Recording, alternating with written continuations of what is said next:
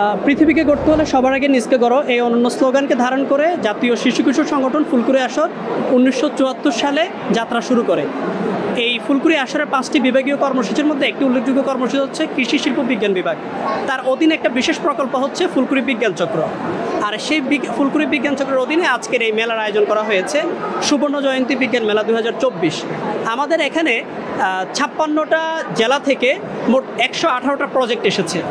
আর হচ্ছে এখানে প্রজেক্টগুলোতে অংশগ্রহণ করেছে ক্লাস 1 থেকে ক্লাস 10-এর যে শিশুরা আছে তারাই অংশগ্রহণ করেছে। আর এখানের মনোনয়নের জন্য যে জিনিসটা হয়েছে যে স্থানীয় জেলায় তারা 8টা 10টা 15টা 20টা করে প্রজেক্ট তারা প্রদর্শন করেছে। ওইখান থেকে বাছাই হয়ে প্রতি জেলা থেকে 1টা বা 2টা করে তারা প্রজেক্ট নিয়ে আসতে পেরেছে। এই ছিল মোটামুটি আমাদের মূল টার্গেটটা হচ্ছে শিশুদের সুপ্ত প্রতিভা বিকশিত করা, তাদের ভিতরে বিজ্ঞান নিয়ে চিন্তা, দেশ নিয়ে ভালোবাসা, দেশের জন্য কিছু করা, এই জাতীয় জিনিসগুলোকে উদ্বুদ্ধ করার জন্য আমাদের এই বিশাল কর্মযজ্ঞ। আমাদের প্রজেক্টটির নাম হচ্ছে হাইড্রোলিক ব্রিজ। এই প্রজেক্টটিকে আপনি স্মার্ট ব্রিজও বলতে পারবেন।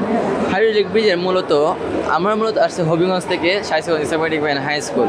এই প্রজেক্টের মূলত 3টি সুবিধা রয়েছে। প্রথমত আমাদের দেশে অনেক ধরনের ব্রিজ রয়েছে, যেমন পদ্মা ব্রিজ, যমুনা ব্রিজ, অনেক ধরনের ব্রিজগুলোর ক্ষেত্রে সাধারণত দেখা যায় যে পিলারগুলো ধীরস্থির এবং কাছাকাছি থাকে, তার ফলে নদীগুলো শাসিত হয় বেশি। আমাদের দেশে সবচেয়ে বেশি দুর্যোগ হয় যে প্রাকৃতিক দুর্যোগের মধ্যে বন্যাটা বেশি হয়। বন্যার অন্যতম কারণ হলো নদী শাসিত হওয়া।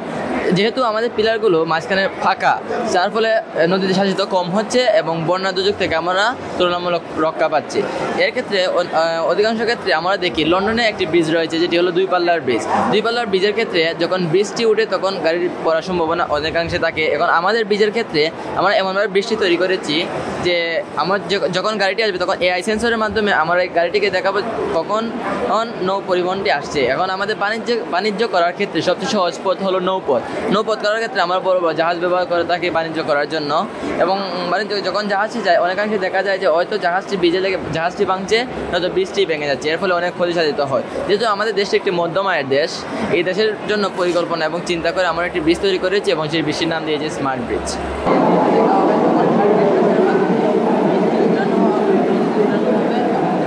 5-স্টার রেটিং প্রাপ্ত BLDC টেকনোলজির Walton super saver ceiling fan 65% পর্যন্ত বিদ্যুৎ বিল সাশ্রয় করে আপনাকে রাখে প্রশান্তিতে।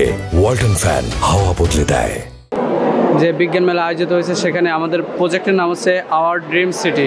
তো একটা আদর্শ সিটিতে কী কী প্রয়োজন আমরা সেটাকে তুলে ধরার উপস্থাপন করেছি এবং পাশাপাশি আমরা ATM বুথ, চকলেট বুথ এবং আরও নতুন কিছু আমরা রেখেছি এখানে।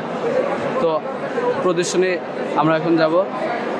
এটা এখানে একটা ফ্লাইওভার আছে, এই ফ্লাইওভারের মাধ্যমে এই পুরো শহরটাকে আমরা একটা ফ্লাইওভার দিয়ে ঘুরে দেখতে পারি।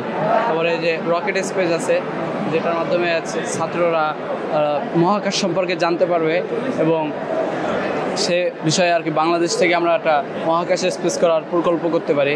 একটা আদর্শ সিটিতে যেমন স্টেডিয়াম থাকতে পারে, সাধারণত একটা সিটি অথবা একটা শহরে কোনো স্টেডিয়াম থাকে না, তো আমরা এখানে একটা স্টেডিয়াম রাখার ব্যবস্থা রেখেছি যাতে শহরের মানুষগুলো খুব সহজে স্টেডিয়ামে খেলা উপভোগ করতে পারে।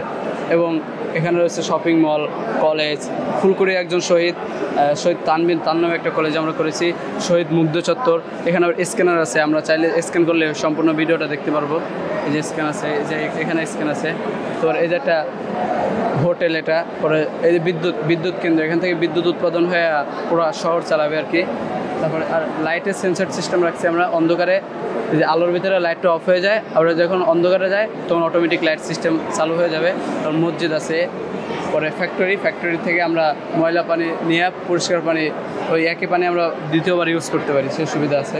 আমি ইহতেশামুল হক রাফিদ, আমি ফুলকুড়ি থেকে এসেছি। আমাদের প্রজেক্টের নাম হলো sustainable development in energy efficiency.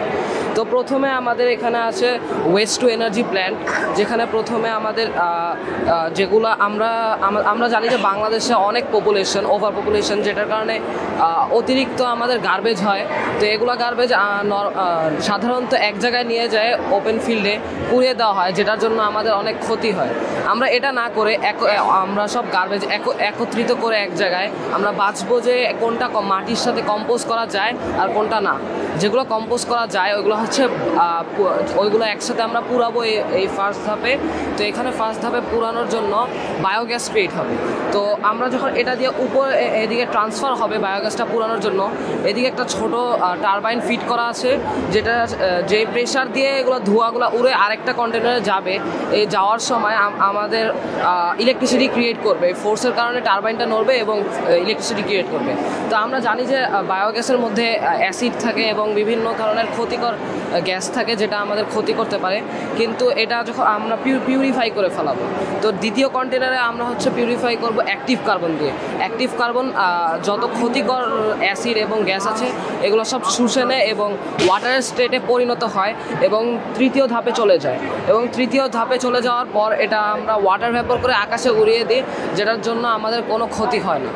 তো এদিকে তারপর আমাদের আছে রোড টারবাইন, যেখান দিয়ে গাড়ি যদি পাস করে এটার পাশ দিয়ে অ্যাবাভ 50 কিলোমিটার পার আওয়ারের, তাহলে এটার পাশ দিয়ে নড়ার জন্য আমাদের টারবাইনটা নড়বে এবং ইলেকট্রিসিটি ক্রিয়েট করবে।